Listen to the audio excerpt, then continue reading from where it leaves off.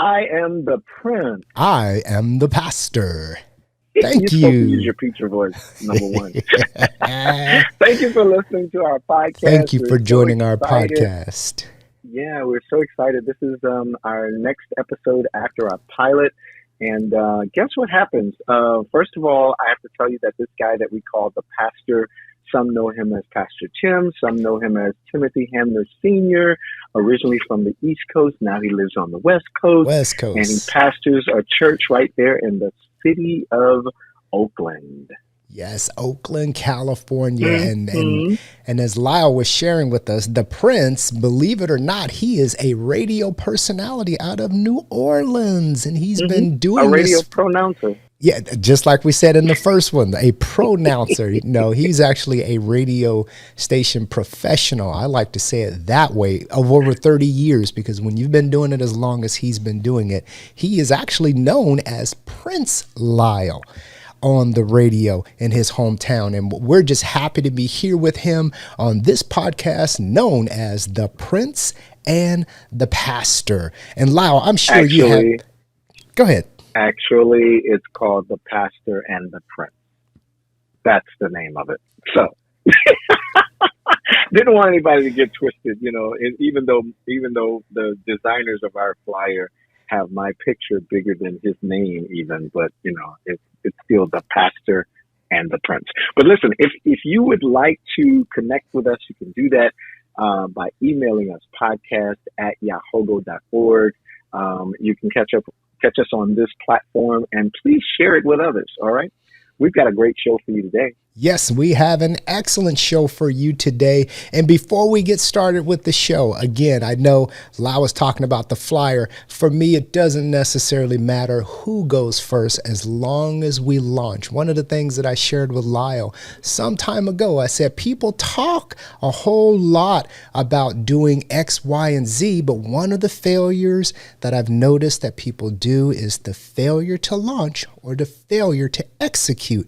So as you can see, this is our demonstration of executing our goals. We're trying to execute on a dream that we had to have a show that we can share, some very interesting, positive information with our listening audience. And with that, we're going to talk about a very interesting topic here. Lyle was just about to share about what we're talking about. But Lyle, before you share what your topic is, I almost have a question, but let me have you share what the show is about. Then I want to ask my question. Well, listen, today we're going to talk about the insurrection. The resurrection? The insurrection. And we'll get into what that means. We'll get into what that actually means. But around the anniversary of the January 6th storming of the nation's capital, we'll discuss what's known to many in the United States and beyond as the insurrection. So we'll talk about that. Wait a minute. We might even talk about you some funny moments. Wait, before we go to funny, because this one's going to sound like one of our more serious shows, so I'm going to try to put on a serious face on this one. But I have a question for you. Oh, he said I won't be. Well, we'll work through it. But I have just one question that's kind of burning on the inside. Who should be held accountable for the, quote, peaceful protests or for what others might call a riot that occurred on January the 6th, 2021? Well, Pastor Tim, before we get into that, we get into who's accountable, let's talk about the event itself. Let's talk about what happened, define some things, and kind of set it up because apparently we can live in this society and things can go on that it seems like it's table talk. It seems like it's happening and being discussed on everybody's dinner table. But some people still don't know. Some people are still clueless as to what the current events are. Wait, they're clueless? Yeah, some people are clueless as to what some things are. They have no clue, no absolute clue as to what we're talking about. And there I go with that word again. Wow. But it's unfortunate if they're clueless. Right. Interesting. Right. We'll just leave that. because some people do say wow, and we'll let them say wow. We Exactly. appreciate the fact that maybe you say wow because you're speechless. You just have nothing else at the moment to think about. Awestruck. You have to give it some more think. Yeah, you're awestruck. You're awestruck. Well, we talked about having a word of the week, and Ooh, so I want to this sounds like introduce a fun. word. That's right. I want to introduce a word called insurgency. It almost seems like emergency, Hmm. but it starts with IN. So it's spelled IN as in Nancy, INSURGENCY. CY. There we go. There we go. Yeah, Almost forgot I the knew last two I knew it letters, was right? coming. I knew it was coming, but that's cool. That's cool. Insurgency. Yes, Insurgency. That almost sounds like a insurgency. four-syllable word, insurgency. And what does that word mean? What's Insurgency. That is four syllables. Well, let's back up. First of all, you know how we do, having to go through the dictionary and all that. Let's go back to the root word. I know oh, you like to do that. so we're You going like to to the do that. root So or the root? yeah, Let's the go to root, both. Let's go to like the both. it's like root beer. There you You know, go. Let's sometimes people say root beer, and some people say root beer. you know what? I like both of them because they're going to the actual source or the foundation of the word. So let's do it. Yeah, Let's go. yeah. The bottom of the tree, down There under you the go. dirt. All right. Insurgent is where insurgency comes from, right? Okay, so insurgency is a state of being insurgent. So a person insurgent is a person who rises in forcible opposition. I'm gonna take my time with this definition. All right, I'm That's gonna be fine. like the preacher. I'm gonna take my time, y'all. That's I'm gonna fine. take my Take your time. time. All right, take my time. You know how when most of us are ready to go in the pew and somebody we give a side eye to, we're ready to go and somebody say, "Take your time, pastor." Well, that depends. Every take your time isn't take your time, but go ahead. Finish up. Go ahead. Right, right, okay. So a person who rises in forcible opposition to lawful authority, especially a person who engages in armed resistance to a government or to the execution of its laws, it's also considered, in one word, a rebel. Mm. Pause right So, there. They came with arms. mm, mm. I hope it was So a it coat sounds of like arms and not military no, no, style no, arms. no.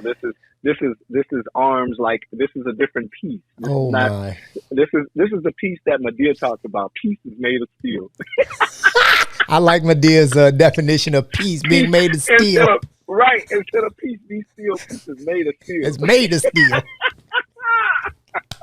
But in this case, they were coming to disturb the peace with their arms, with their armed resistance. Okay, so now let's look at the word insurgency Okay, again. let's look at insurgency. Insurrection. Insurgency has the word insurrection as Mm. a part of the definition, which is what our show is about. Insurrection against a government. I'm sorry, insurrection against an existing government, usually one's own, by a group not recognized as having the status of a belligerent. Mm. Ooh. So Interesting. now we know the word insurgency. So we, Okay, we have an so idea, and I see why you shared the root word first, because as we mhm, were brought up, you never use a word to define a word, but this is the right, dictionary that keeps doing this. So somebody forgot to yeah, tell the dictionary people not to use a mm, word to define a word, but oh well. yeah, yeah. Well, now that we've gotten our word for today, insurgency. Hmm. I like to. It feels like after I do the word of the day, I'm supposed to be like on Sesame Street. All right, boys and girls, say it with me. Insurgency. And well, you could do that, but I'm grateful to our listeners that they're much older than the Sesame Street age, I and if know, they but it just are, makes me feel they that can way. learn something positive that they might be able to use in their college SAT or something like that. That's very true. But if they're like me, I'm like I take the Denzel Washington approach. Oh, what Start from approach the is that? beginning. Start from the beginning. Start That's from it. the beginning, and talk to me like I'm a child. There you go. I like it. Let's go with Give that me one. the simple. Give me the simple version. I don't need all the rest of Yeah. that. Okay, but you know what? It also reminds me of a quote that I saw. It was actually a Yes. bumper sticker that I saw. Oh, really? It's a bumper sticker, and I wrote it down. It said, "Believe nothing you hear, and only one half that, I'm sorry, and only one half that you see. Wow. So believe nothing you hear, and only one half. Only a half of what you see. Yep. So what I saw Yep. on television on January the 6th, 2021 wasn't what I saw. I should only close one of my eyes and say, oh, that was a peaceful, that was I'm speechless. Now that's the time when you can say, wow. Yep, exactly. But that's exactly, I think, what happened with even with the murder of George Floyd, because that's why it took so long to go through the trial and so forth, even though you had a video, because people not necessarily believed what they saw, and they, somehow tried to justify or try to change what this narrative of what everybody is seeing on this video with their eyes. It's like that rap song. It wasn't me. Yeah. I know you saw me, but it wasn't me. George Floyd, let me share this with you before we prepare for this first break. George Floyd, for those of us that are in, COVID times or in the 2020s, George Floyd for us was like Rodney King was to us when that video came out. And keep in mind the generation before them, which is the film that they're showing right now, the Emmett Till film. Keep in mind Emmett Till's photographs of him. Women of the Movement is what that's called. Is the Women of the Movement. That is absolutely correct. And what's interesting is it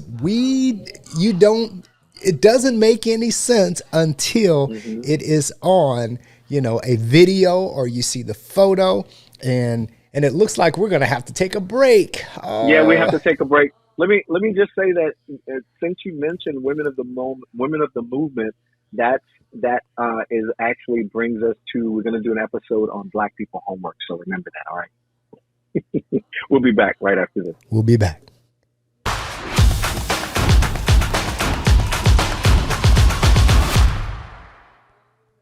For the more than 70 million people who stutter worldwide, every conversation can feel like speaking in front of a crowd. All eyes on you as you know what you want to say, but cannot seem to get the words out. Listen, SAY, the Stuttering Association for the Young, aims to ignite an overdue national conversation around stuttering to raise awareness and help viewers to understand how to supportively listen to people who stutter and give them as much time as they need to speak. SAY was thrilled to be featured on NBC's Today Show, and the segment included a wonderful profile of the camp SAY. So make sure that you get in touch with SAY to find out how you can be involved in making sure that we have a safe place for those who stutter.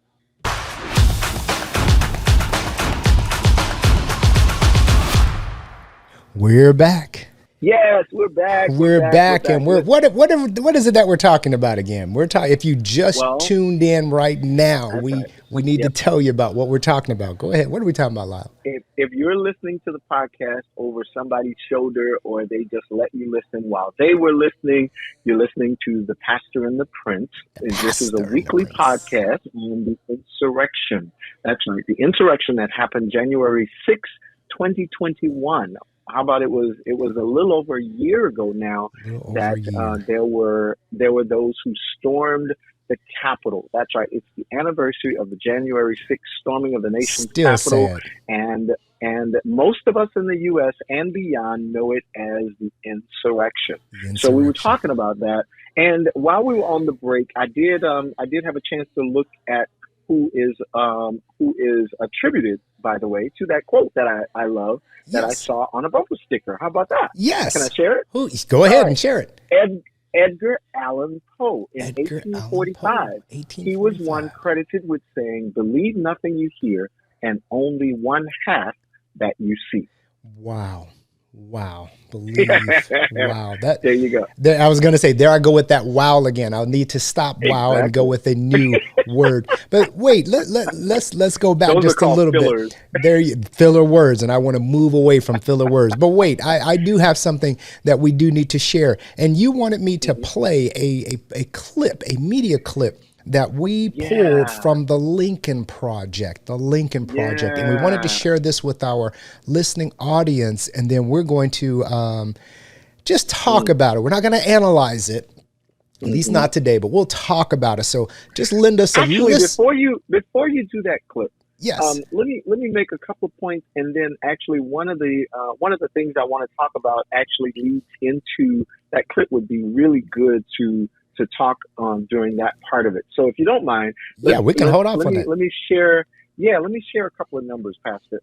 So 72% of Americans characterize January 6th as an event that threatened democracy.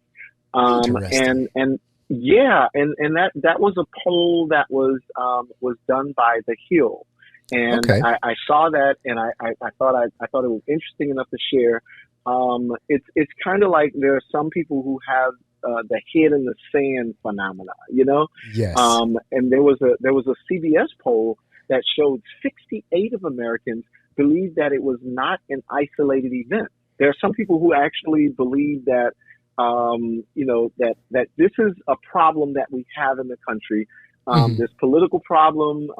There's a problem where I even heard our former president Barack Obama Barack said Obama. that Yes. he would love to see a place where we could deal in politics and deal in the business of elected official without using the U.S. citizens as political footballs.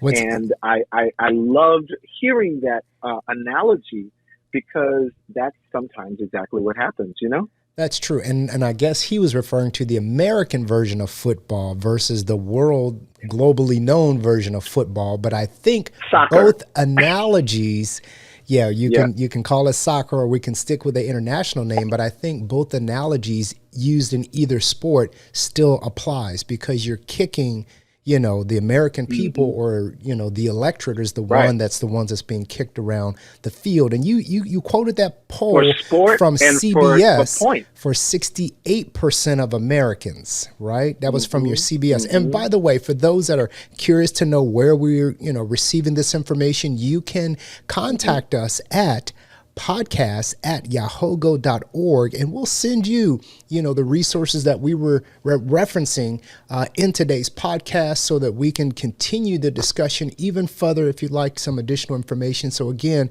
just send us an email at podcast@yahogo.org if you wanted to know, where are we getting this information? Because sometimes, when you're online, you want to know where they're getting it from. What type of slant was it? Was it a right slant? Was it a left slant? Or was it just an objective critical thinker that provided the information? And I like what you said about Barack Obama and this being a potentially ongoing political problem. Was there something else that Hmm.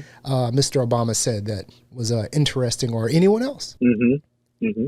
Well, I think that even beyond other people thinking along those same lines, it's interesting to know that we may even have listeners that's a part of that 33% that believe that it's an isolated circumstance. Like we never had a problem before, and they're of the kind of the head in the sand where it's like we don't have a racial problem. We don't have a No. problem with race, class, Class, ethnicity, gender bias, gender sex, bias, and sex.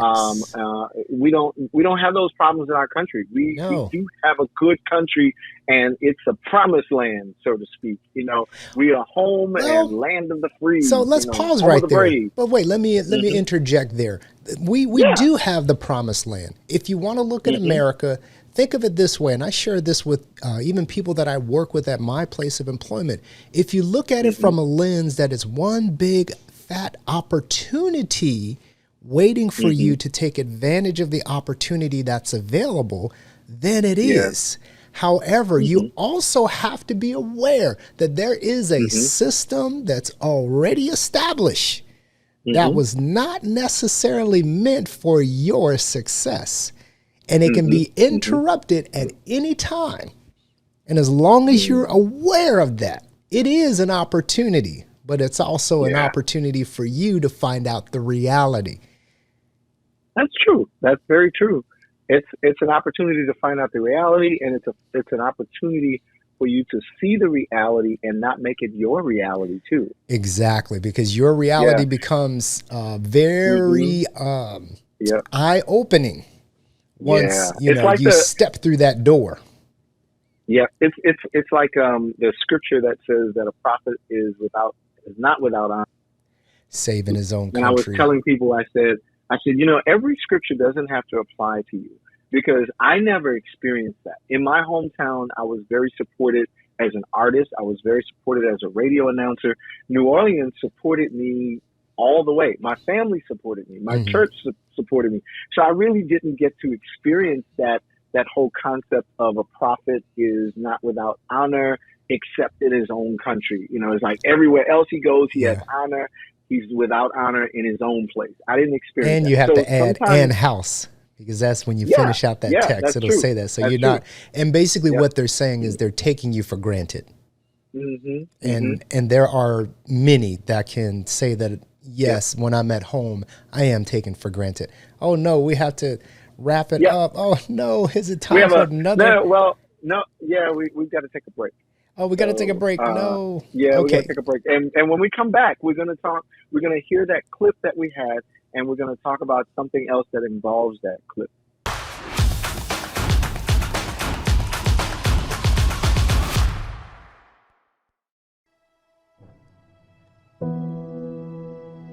Some of the loneliest times of the year are the holidays.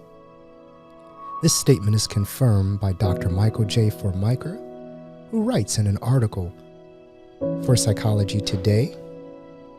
For a vast majority of us, the holiday seasons is about friends, family, and connection. For those who stand outside of that connection, whether as an introvert, a singleton, or someone who is socially anxious, or someone whose circumstances leaves him, her, or them without a sense of place, the experience of loneliness can be greatly amplified. Mental health, friends and family, is a human problem that does have solutions for those who need and seek them out. Hi, this is Pastor Tim of the Pastor and the Prince podcast, encouraging you to contact your healthcare provider if you're feeling lonely, anxious, or having symptoms of depression. Remember, we care about you.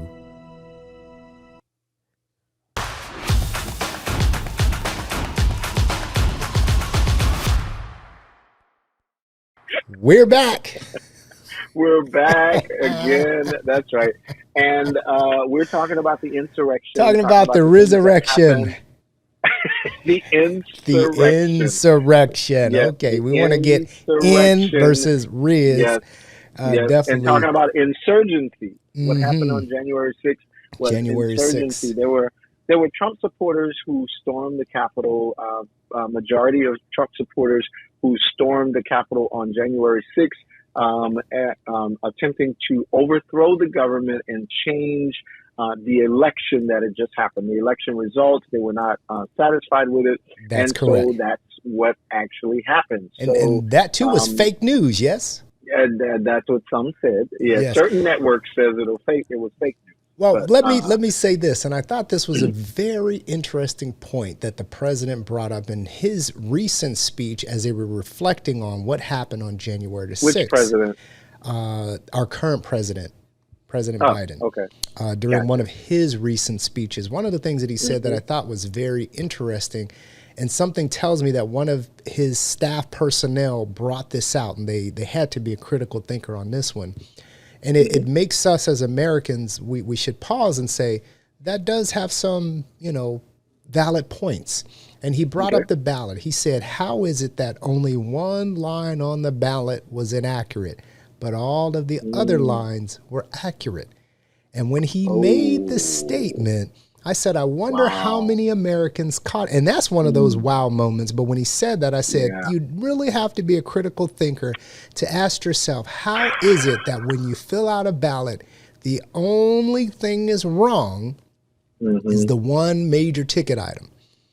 Everything else was Mm. accurate, because you'll notice Yeah. that, there were some who weren't doing well, etc. Mm-hmm. Mm-hmm. Yeah.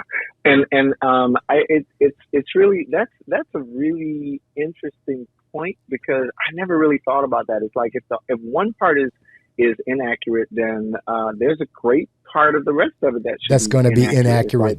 It yeah, it's should. like, yeah, it's like taking one part of the document and saying somebody tampered with this, and and we can't believe it because they tampered with it, but we can believe this part because we agree with this part.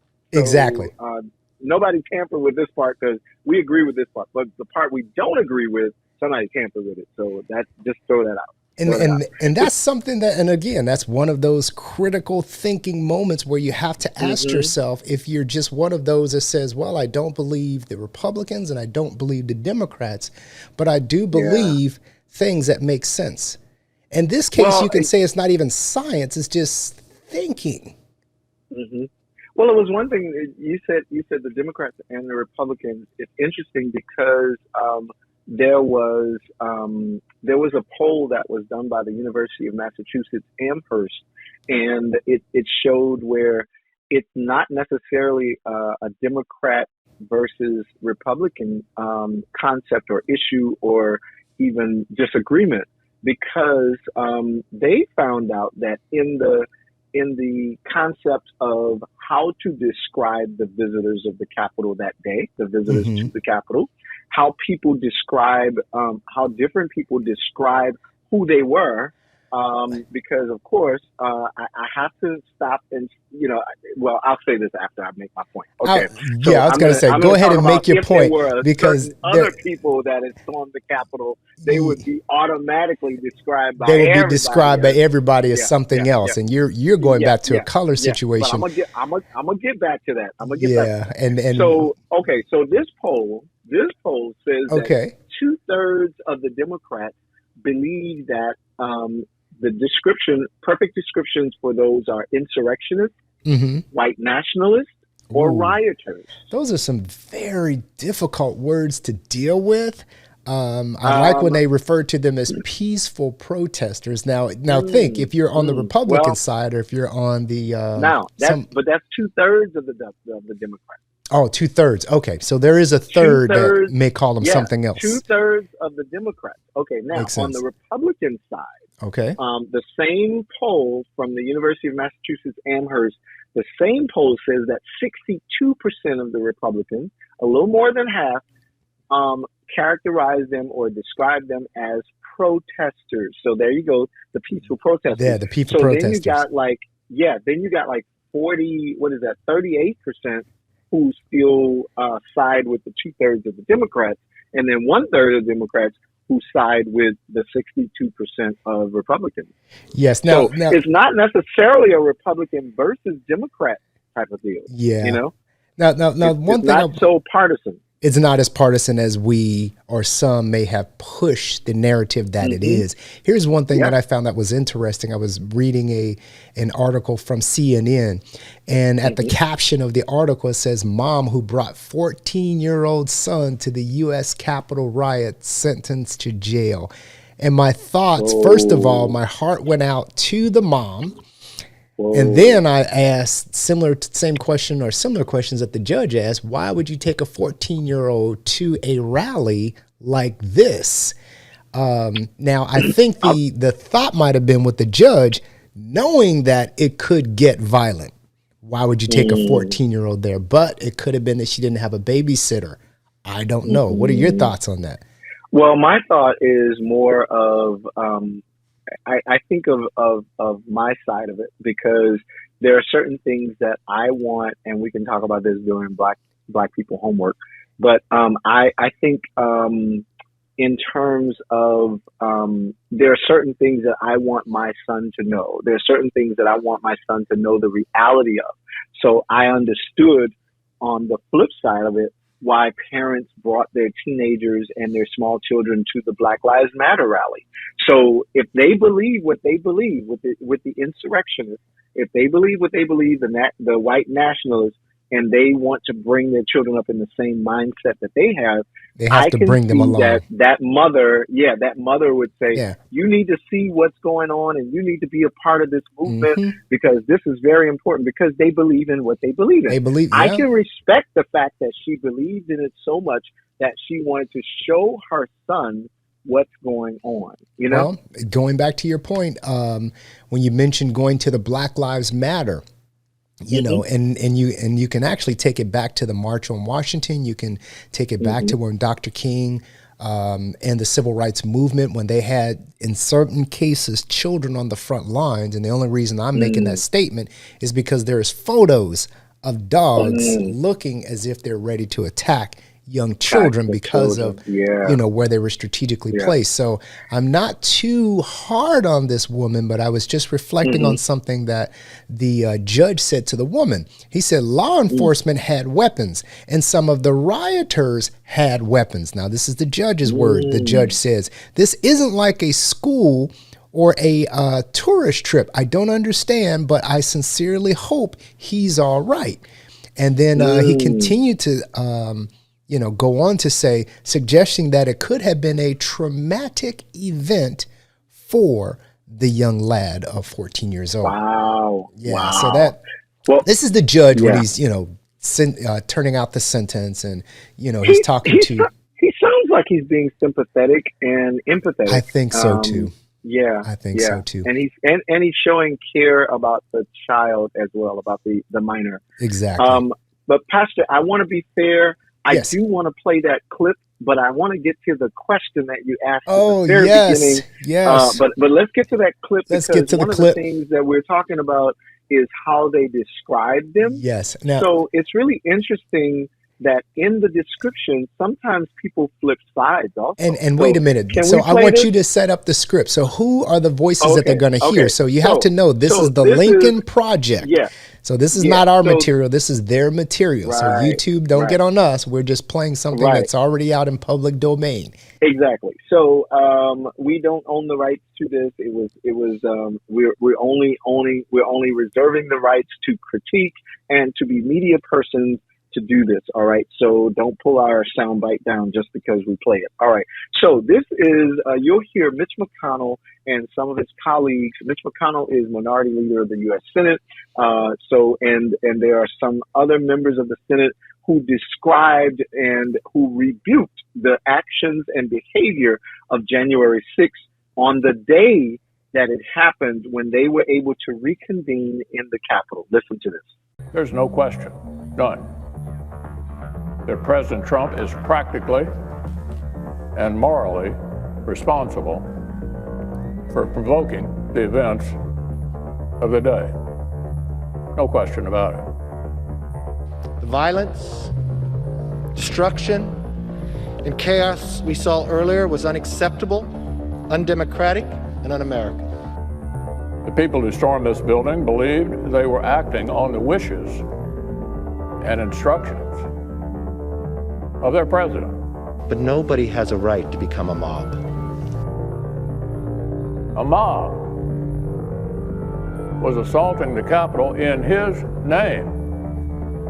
The Capitol was in chaos. Police officers were attacked. Guns were drawn on this very floor.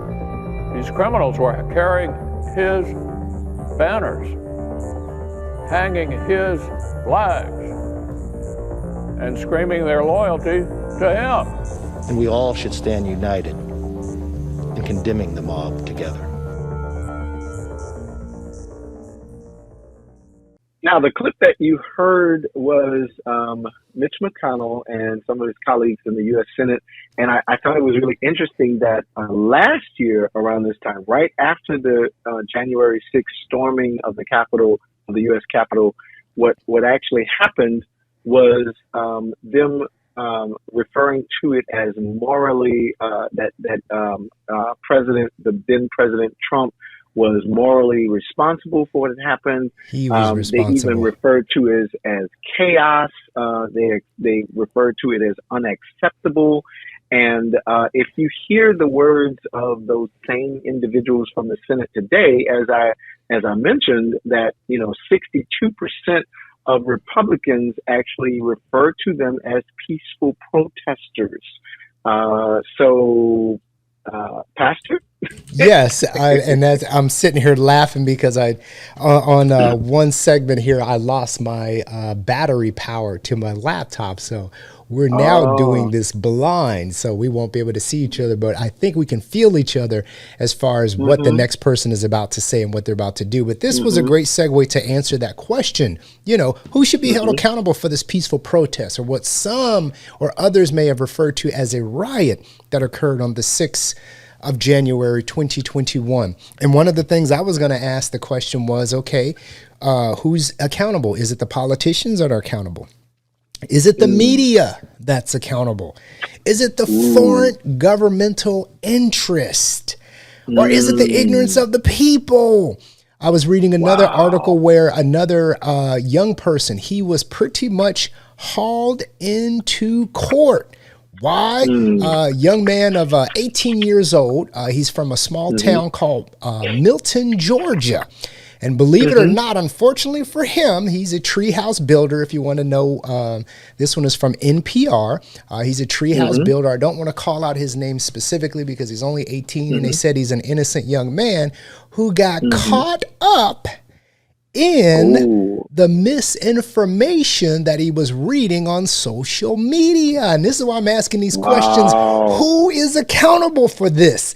Because this stuff, it's almost unfair. Go ahead. Well, in your list of who could be responsible, I think there are lots of people. I think the list would be so long that we would not be able to put it in place, because I'd like to talk about one other thing. That News One had an interesting report that the Chief Justice, his wife, Clarence Thomas, U.S. Chief Justice, and Clarence Thomas, if you do not know, he's an African American in the United States. He actually replaced my hero, Thurgood Marshall. Yes, go ahead. He's a black man who married a Caucasian woman. Okay, so he has a white wife. Wait, stop the presses. He married a white woman. I didn't know. Go ahead. Yeah, he married a white woman, and she, the caption on News One says that she gleefully cheered on the white supremacists at the Capitol, and she paid for 70 buses, 70 buses, 310, as the Bible says, 70 buses used to transport armed rioters to the rally. And on January 9th last year, her Facebook page was shut down because she was Mrs. Ginny Thomas was gleefully cheering the white supremacists at the Capitol. So I would say, and here's the thing. So the Chief Justice is somebody who actually is paid by the U.S. citizens, is paid by our tax dollars. Thoughtcode.com says that the 2021 annual salary of the Chief Justice set by Congress is $280,500, slightly higher than the $268,000 and some change of the associate justices, but that's irrelevant. I digress. His salary is paid for by the American people. He has a wife who paid for 70 buses to transport armed rioters, armed insurrectionists. I have to insert here. I have to insert here. Sir. Just a moment. Give me just a moment. Listen, I'm just saying. That is a lot of money. Now, we don't know what it costs to charter a bus, but I like when you said there was, 310 if you're talking biblical, and it's basically 70 buses, but something tells me that that's not cheap. The second piece here is they must, something tells me they may not have children, because if she's sleeping with a black man and she's had a black man's baby, but she's supporting, those that may be white nationalists, she'll have to ask herself, what does she think her child is? But maybe her child is What does she think her husband is? Well, I was wondering the same thing, but I didn't want to, point out, Captain Obvious. That's all right. I'll point it out. Go ahead. But yeah, those are just two things that stuck in my mind there as you were just sharing that information from Information One. So my answer to you is that to answer that question, I think part of the answer in terms of who should be held accountable, I'd like to use the very words of those that have supported, the whole thing in recent times. But when they first mentioned, they rebuked the behavior of them, like Mitch McConnell and his colleagues there in the Senate.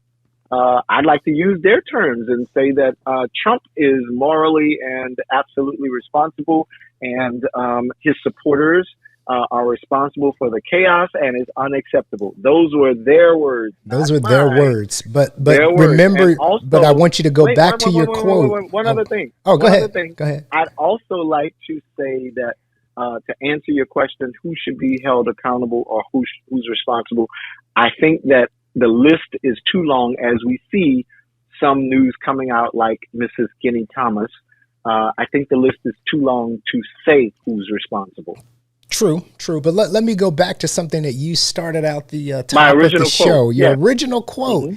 And this is what happens with people.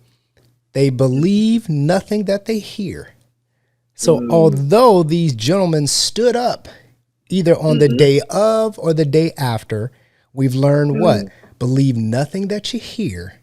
And then as you finish out the quote, and only half of what you see. So what we saw them do were only to believe half.